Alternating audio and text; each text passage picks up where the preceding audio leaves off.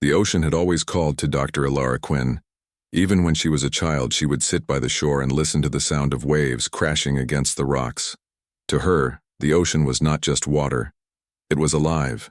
It spoke in whispers and secrets, waiting for someone to listen. Now, many years later, she lived deep beneath those same waters. Humanity had built great cities under the sea, massive domes of glass and steel, shining like stars on the ocean floor. One of those cities was Hydros Deep, and Ilara was one of its best oceanographers. Her job was simple but important: to study the deep currents, find old shipwrecks, and understand how Earth's changing seas could keep human life alive below the surface. Most of her days were quiet. The same sounds of the deep, the hum of machines, and the slow pulse of blue light filled her life. But that changed one morning when her scanning drone sent back an unusual signal. It came from a trench far below the main dome. A strange metallic object was drifting slowly through the current. Curious, Ilara sent her submersible drone closer. The camera zoomed in, and her breath caught in her throat. It was a bottle. Not a plastic container or a piece of debris. An actual old-fashioned glass bottle, sealed tight, shining faintly under her drone's lights. Inside, she saw something that made her heart race. There was a piece of paper rolled up inside. Ilara brought the bottle back carefully. In her lab, she worked with gloved hands and delicate tools. The bottle was old, but surprisingly well preserved. When she finally broke the seal, a faint smell of salt and age filled the room. She unrolled the paper and her eyes widened. The writing was clear and neat, made with what looked like ink. The words were simple, but powerful. To whoever finds this, the world I knew is gone. But if there is still a sea, then there is still hope. Find me and maybe we can fix what was broken. Captain Elias Rowe, 2143. Ilara stared at the message for a long time. The date written on it was more than 300 years old. The handwriting was human, the paper authentic, and the name, Captain Elias Rowe, sounded familiar somehow. She searched her database. After a few minutes, she found it. A record of Captain Elias Rowe, a naval engineer who disappeared in 2143 during an experiment involving temporal marine energy. The records ended abruptly. There were no survivors, no wreckage, and no explanation. But now, centuries later, his message had somehow reached her. That night, Ilara couldn't sleep. She sat by the observation dome of Hydros Deep, watching the dark waves above. The bottle sat beside her, sealed again, its glass catching the soft blue light. She wondered how something from 2143 could survive untouched. Was it trapped in some current? Preserved in a pocket of pressure? Or was it something more mysterious? The next morning, she took a small submersible, the Aquila 7, and returned to the place where she'd found the bottle. Her AI assistant, Nemo, floated beside her as a blue hologram. "Coordinates locked," Nemo said in its calm, synthetic voice. "Depth, 6,000 meters. Pressure level stable." Ilara smiled faintly. "Let's see what secrets you're hiding, ocean." The trench below was silent and endless. Strange lights glowed from alien-looking fish drifting by. The deeper she went, the darker it became, until the world turned to shades of blue and black. Then, her radar flickered. A burst of static filled the cabin. Lights blinked off, then on again. Nemo's voice glitched. "Warning. Temporal. Distortion. Detected." Before she could respond, a pulse of light flashed through the water. It wasn't a normal reflection or a bioluminescent creature. It was something else. Something alive in a way that didn't make sense. The water shimmered as if time itself rippled. Then, just as suddenly as it began, everything went still. The subsystems returned to normal. The radar cleared. The anomaly was gone. Ilara's hands shook slightly as she gripped the controls. "What was that?" "Unknown phenomenon," Nemo replied. "Energy signature not from this century." She took a deep breath and looked out the window. For a moment, she thought she saw a shadow move, a faint outline of something metallic, something large deep within the rift. but it vanished before she could focus on it. When she returned to Hydros Deep, she went straight to her lab and checked the message again. On the back of the paper, something new had appeared. A faint set of coordinates glowing softly under ultraviolet light. They matched the exact location where she had just seen the anomaly. Her heart began to race. Someone, or something, wanted her to find that place. Over the next few days, Alara could think of nothing else. She checked her data repeatedly. The energy signature from the anomaly didn't match any known source. It wasn't radiation. It wasn't magnetic interference. It was temporal distortion, the same kind that Captain Rowe's last project had tried to create. When she looked deeper into old archives, she found fragments of Rowe's reports, preserved by the Historical Council. They spoke of stabilizing wormholes through oceanic pressure and bridging eras using quantum saltwater resonance. Most of it was theoretical science beyond her understanding, but one phrase kept repeating in his notes. If the sea remembers, time will listen. That line sent chills down her spine. She decided to take another dive, this time deeper and with full recording equipment. The next night, Alara and Nemo descended once again into the trench. The city's lights faded far above until only the sub's beams cut through the darkness. At first, everything was quiet. The hum of the submersible, the soft voice of Nemo giving readings, the slow rhythm of her heartbeat. Then, as they reached the coordinates, the ocean began to change. A faint glow formed in the distance. It was like a circle of light, spinning slowly, surrounded by trails of energy that twisted like ribbons. Temporal anomaly detected, Nemo said. Origin unknown. Ilara's breath caught. The energy readings were enormous. The circular light expanded, forming a shimmering portal that seemed to open into another world. Darker, older, but somehow familiar. For a brief second, she saw something inside. A man, standing in the center of the glow, his figure blurred but human. He looked tall, wearing an old naval uniform. Her voice trembled. Nemo, are you seeing this? Affirmative, the AI replied, recording visual data. The figure seemed to look directly at her. Though impossible, she felt his eyes meet hers through the barrier of time and space. Then, just as quickly, the light faded. The man and the anomaly vanished. Only silence remained. Alara sat frozen, heart pounding. She didn't know if what she saw was real or just a trick of light and exhaustion. But deep inside, she felt certain. It was him, Captain Elias Rowe, the man who wrote the message. The man lost 3 centuries ago. He was alive, and somehow across the vast ocean and the gulf of time, he had seen her too. Alara returned to Hydros Deep in a daze. She could still see his shadow in her mind, still feel the strange warmth in her chest when their eyes met. She placed the bottle back in its glass case. The message, old and fragile, seemed to glow faintly under the lab lights, as if answering her unspoken thoughts. For the first time, she realized that maybe the ocean wasn't just a vast body of water. Maybe it was a bridge, one that connected not just places but times. And she had just taken her first step across it. The days after the anomaly felt strange for Dr. Alara Quinn. She tried to focus on her usual research, but her mind kept drifting back to that light in the deep trench and the face she had seen inside it. She could still remember his eyes, gray like storm clouds, and the way he seemed to look right at her across time. Everyone in Hydros Deep noticed she was distracted. Her friend and fellow scientist, Dr. Marek Lau, finally asked, "You look like you've seen a ghost, Alara." She gave a small smile. "Maybe I have." Marek raised an eyebrow. "Another one of your ocean mysteries?" She nodded. "Something like that." Alara wanted to tell him everything about the bottle, the message, and the light she had seen, but she hesitated. If she mentioned time distortion or seeing a man from the 2100s, she'd be sent for a psychological review. So she kept quiet for now. That night, Alara reviewed the data from the Aquila 7's dive. The readings confirmed what her eyes had seen, a massive temporal energy spike.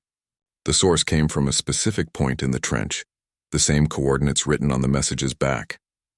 The pulse pattern matched one used in early temporal resonance experiments, the very kind Captain Elias Rowe had been studying before his disappearance in 2143. Ilara stared at the data. It meant one impossible thing: Elias Rowe was still out there. 3 days later, the anomaly returned. Sensors all over Hydros Deep picked up the disturbance. It started as a small vibration in the water, then grew into a humming sound that echoed through the domes. The city's control center went on alert, assuming it was another pressure quake. But Ilara knew better. She rushed to her submersible dock. Nemo, her AI assistant, was already online. "Power levels rising," Nemo said. "Temporal distortion approaching previous coordinates." "Let's go," Ilara ordered. The Aquila 7 launched into the dark water like a shooting star. As the sub descended, light from the city faded behind her until only the blue glow of her instruments remained. Her heart pounded as she reached the trench again. Just as before, the water shimmered with strange energy. The currents moved in unnatural circles and the temperature dropped rapidly. Then, light exploded in front of her. It was brighter this time, a swirling gate of silver and blue. Through the center of the glow, something massive began to appear. Ilara gasped. It was a submarine, but unlike anything she'd seen before. Its hull was scratched and worn, its design old, very old.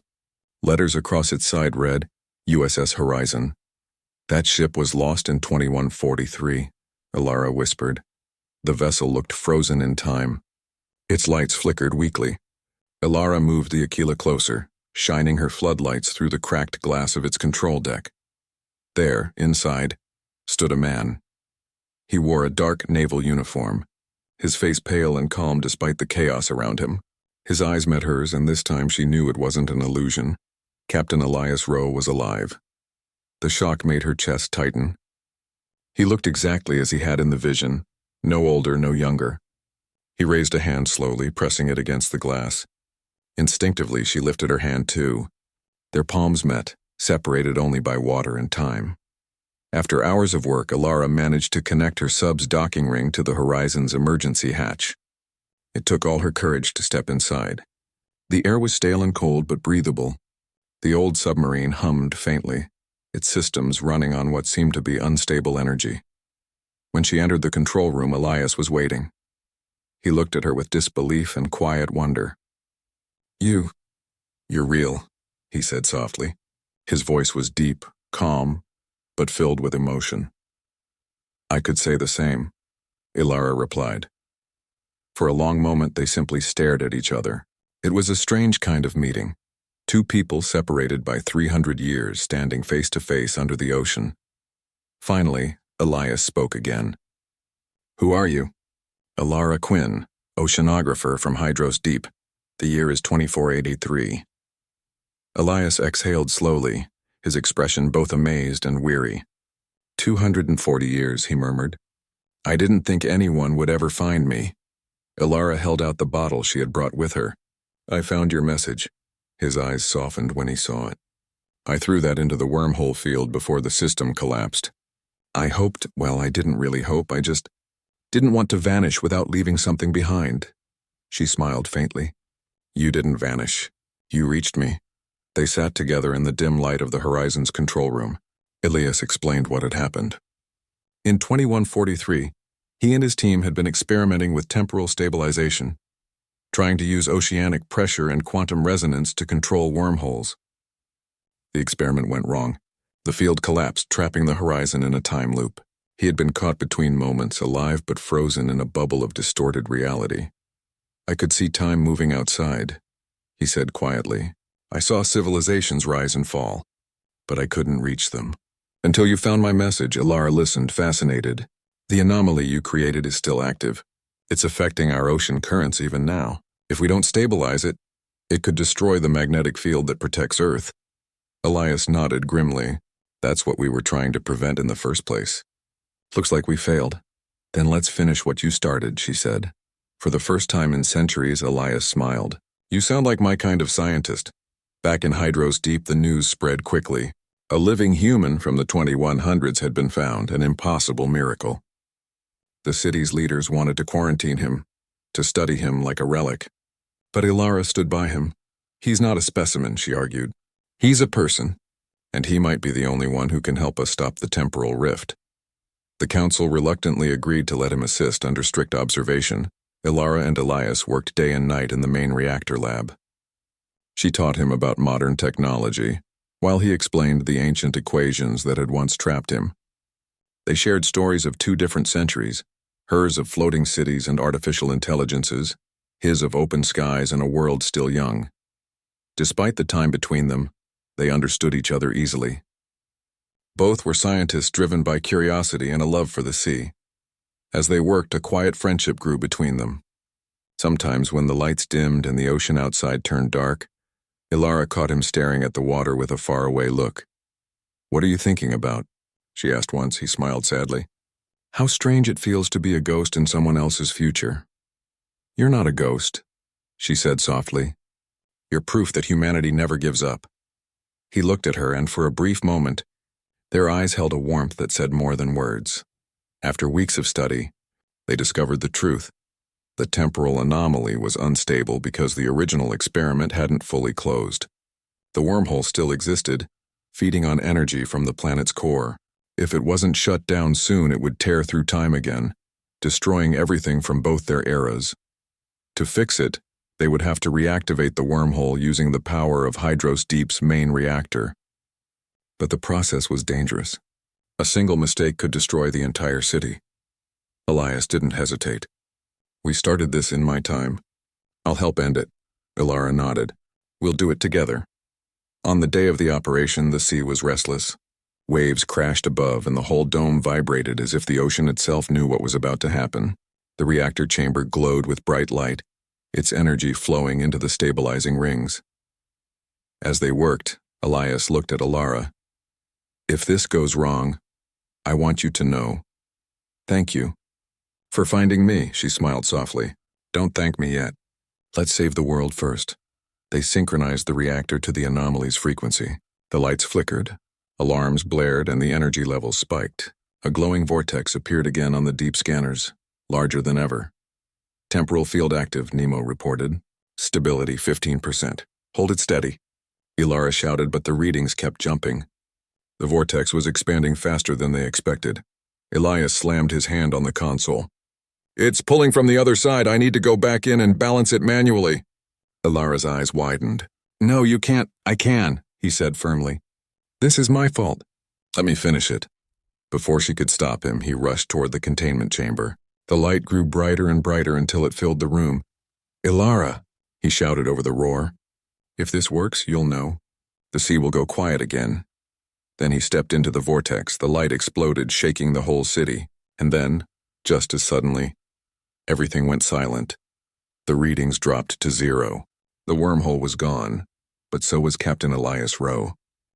Silence filled the ocean. For a long time, Dr. Ilara Quinn sat frozen inside the control room of Hydros Deep. The light from the reactor had faded. The alarms were quiet, and the water outside was calm again. The wormhole that had threatened both the past and the future was gone, but so was Captain Elias Rowe. The last thing she had seen was his figure disappearing into the blinding glow, his voice echoing through the storm of light. Now there was only peace, the kind of peace that came after something great had ended. Nemo, her AI assistant, broke the silence. "Temporal energy levels have returned to normal. The anomaly has been neutralized." Ilara stared at the screen, her heart heavy. "And Elias?" There was a short pause before Nemo answered. "No signal detected." "He is gone." She closed her eyes. She wanted to believe that he had survived somehow, that he was out there in another time watching the same sea. But logic told her otherwise. The energy required to seal the wormhole would have erased everything inside it. Still, she couldn't help whispering, "You kept your promise, Captain." The days that followed were quiet and strange. The people of Hydros Deep called it the day the sea slept because the ocean currents had completely stabilized. For the first time in years, no storms, no quakes, no strange energy spikes. The planet seemed calm, healed, as if the ocean itself had sighed in relief. Ilara received honors from the Council of Science for her discovery and bravery, but none of it mattered much to her. She didn't feel like a hero. She felt like someone who had lost a friend. In her lab, the old bottle still sat inside a glass case. The paper inside, the message that had started everything, had faded even more now. But sometimes, when the lab lights flickered, she thought she saw a faint glow in the ink, like it still remembered the man who had written it. At night, she often visited the observation dome. She would sit near the glass, staring into the endless blue. The ocean stretched around her like a living memory. Every now and then, she thought she saw a shadow move far away, too human to be a fish, too real to be imagination. But each time she blinked, it vanished. Weeks turned into months. Hydros Deep had returned to normal life. The engineers rebuilt the damaged sections of the dome. Children laughed in the corridors again. The city's lights glowed bright and steady. Alara continued her research, though her work felt different now. She wasn't just studying water and currents anymore. She was studying time and the strange way it connected everything. One day she decided to visit the trench one last time. It was where everything had begun, and somehow she felt that she owed it to Elias. The Aquila 7 glided silently through the water. The deeper she went, the more peaceful it became. No more energy readings, no strange lights, only calm blue stillness. When she reached the bottom, she stopped the sub and let it hover there. "This is where you disappeared," she said softly, "where you saved us." For a moment, there was nothing. Then her radar beeped. "Object detected," Nemo said. "Small, metallic. Moving toward us." Alara's heart skipped a beat. She peered through the viewport. Out of the shadows, something small drifted into view. A bottle glowing faintly with soft blue light. Her hands trembled as she extended the robotic arm and carefully pulled it inside the airlock. The glass was the same shape as before. The seal was identical, but the paper inside was new. She opened it slowly, afraid it might crumble. The handwriting was clear and familiar. "The sea remembers, and so do I." Alara felt her chest tighten. She ran her fingers over the letters again and again, afraid they would disappear. Tears filled her eyes, but she was smiling. Nemo spoke quietly. "It appears to be genuine. The ink and paper date back to 2143. "That's impossible," she whispered. He's gone." "Perhaps not entirely," Nemo replied. Alara looked out the window again. The water shimmered faintly like sunlight passing through clouds. For a heartbeat, she saw something. Just a silhouette. A man standing in the distance, his hand raised in silent farewell. Then he was gone. When she returned to Hydros Deep, she placed the new bottle beside the first one. Together they looked like a bridge between two worlds. One message reaching forward, the other reaching back. She recorded her findings for the scientific archives. Temporal echo confirmed. Message arrived through stabilized fold. Evidence suggests residual consciousness within temporal field. But when she finished typing, she added one last line for herself. Hope can travel farther than time. As months passed, Alara began working on a new project. She called it Project Horizon, named after Elias's old ship. The goal was not to reopen the wormhole, but to understand it, to learn how human emotion, memory, and will could leave marks strong enough to cross centuries. Her students often asked her why she cared so much about an old story from the past. She would only smile and say, "Because it taught me that no discovery is ever lost. It just waits to be found." Sometimes she would look at the bottles in her lab and whisper, "You did it, Captain. You saved the future." And somewhere, in a time long before hers, perhaps in the year 2143, a man standing on a storm-tossed ship might look out at the waves and feel, deep in his heart, that someone was listening. One evening, as Alara walked through the lower decks of Hydros Deep, she found Marek waiting for her by the observation dome. He smiled gently. "You still come here every night, don't you?" She nodded. "The sea feels different now, quieter, kinder." Marek folded his arms. "You ever think maybe he's still out there somewhere?" Alara looked at the glowing water. "I don't think he ever really left." They stood there in silence, watching the ocean drift by. Tiny specks of light, plankton, data drones, bits of mystery, floated in slow circles. The world above might have forgotten, but down here the sea never forgot. When Marek left, Alara stayed behind a while longer. The lights dimmed and the dome glowed faintly in the dark. She pressed her hand against the glass, remembering the day she had done the same thing with Elias. Two people separated by time, yet connected by the same ocean. And as she stood there, She felt something, a gentle pulse beneath her fingertips. The glass vibrated softly like a heartbeat. The currents outside began to swirl, forming patterns of light. Letters shimmered briefly across the dome's surface, glowing faintly before fading away. "Still here?" Elara gasped softly. She laughed through her tears. "Of course you are," she whispered. The glow faded, leaving only the quiet hum of the ocean, but the warmth remained deep in her chest. Years later, long after Elara retired, children in Hydros Deep were told stories of the captain and the scientist, the man from the past who saved the sea and the woman who found his message. Some said his spirit guarded the ocean.